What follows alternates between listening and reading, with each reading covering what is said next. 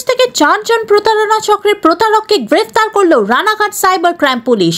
আজ তাদের কল্যাণী মহকুমা আদালতে তোলা হবে। গত 5ই জানুয়ারি এক ব্যক্তির মোবাইলে একটি মেসেজ আসে, তাতে বলা হয় তিনি এসবিআই রিওয়ার্ড নাম করে মেসেজ আসে তিনি 14,453 টাকা রিওয়ার্ড পেয়েছেন। সাথে একটি লিঙ্ক আসে, তিনি সেটা ক্লিক করতে দেখেন এসবিআই এর লিঙ্ক আছে, কিন্তু তিনি ইউআরএল চেক করেননি। সেখানে একটি ওটিপি আসে, ওটিপি দেওয়ার সাথে সাথে তার 50,000 টাকা ডেবিট হয়ে যায়। সঙ্গে সঙ্গে তিনি সাইবার ক্রাইমে অভিযোগ জানান। সাইবার ক্রাইম খোঁজ নিয়ে জানতে পারেন উত্তরপ্রদেশের এক ব্যক্তি তার অ্যাকাউন্টে এই টাকাটি নিয়েছেন। 8 মিনিটের মধ্যেই এটিএম থেকে টাকাটি তুলে নেন। এটিএম এর সিসিটিভি ফুটেজ দেখে শনাক্ত হয় ওই ব্যক্তির নাম যতীন সিং। তাকে জিজ্ঞাসাবাদ করে আরও 3 জনকে গ্রেফতার করে নিয়ে আসে সাইবার ক্রাইম পুলিশ। রানাঘাটে তাদের কাছ থেকে উদ্ধার বেশ কয়েকটি এটিএম কার্ড। অন্যান্য জায়গায় একইভাবে প্রতারণা করেছেন বলে তদন্তে উঠে এসেছে। আজ তাদের কল্যাণী মহকুমা আদালতে পেশ করা হয়েছে। ব্যুরো রিপোর্ট, আরজি সমাচার। জীবন মানে সমস্যা আর তন্ত্র সমাধান। ব্যর্থ প্রেমের সফলতা, বশীকরণ, চাকরি প্রমোশন, বিদ্যায় উন্নতি, শত্রু দমন, বাস্তু সমস্যা সহ যে কোনো সমস্যার স্থায়ী সমাধান পেতে যোগাযোগ করুন তন্ত্রগুরু শ্রী তন্ময় আচার্যার সাথে।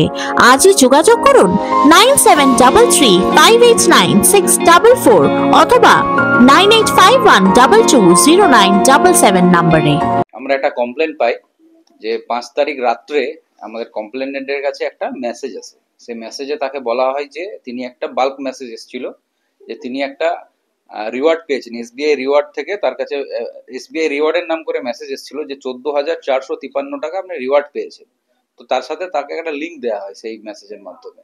তিনি যখন লিঙ্কটা ওপেন করেন, একটা ডেমি ওয়েবসাইট এসবিআই ইউনোর মতোই একটা খোলে। তো তিনি সেটা বিশ্বাস করেছিলেন যে হয়তো এসবিআই ইউনোরই সাইট, কিন্তু উনি ইউআরএলটা চেক করেননি ঠিকঠাক করে। তো তারপরে সেখানে নিজের ডিটেলস দেন এবং ওটিপি আসে। ওটিপি দেওয়ার পর তার অ্যাকাউন্ট থেকে সেই মুহূর্তে 50,000 টাকা ডেবিট হয়ে যায়। তো উনি বুঝতে পারলেন যে ওনার সাথে ফ্রড হয়ে গিয়েছিল, সঙ্গে সঙ্গে আমাদেরকে কন্ট্যাক্ট করলেন এবং তারপরে আমরা সঙ্গে সঙ্গে সেটা এনসিআরপি পোর্টালে আমরা সেটা আপলোড করি ডেটাটা, এবং আমরা সঙ্গে সঙ্গে একটা স্পেসিফিক কেস স্টার্ট করি।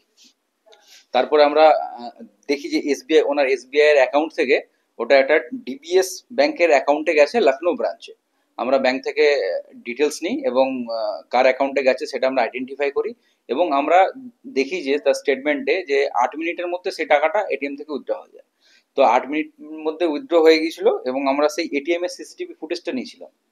নেওয়ার পর আমাদের টিম সঙ্গে সঙ্গে চলে যায় লখনৌ এবং ওটা উইথড্রটা লখনৌ থেকেই হয়েছিল।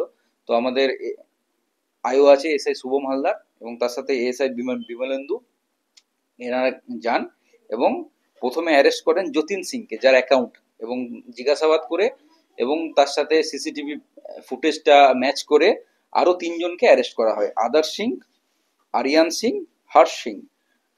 আদর্শের বাড়ি হচ্ছে বস্তি, ডিস্ট্রিক্ট বস্তি, ইউপি।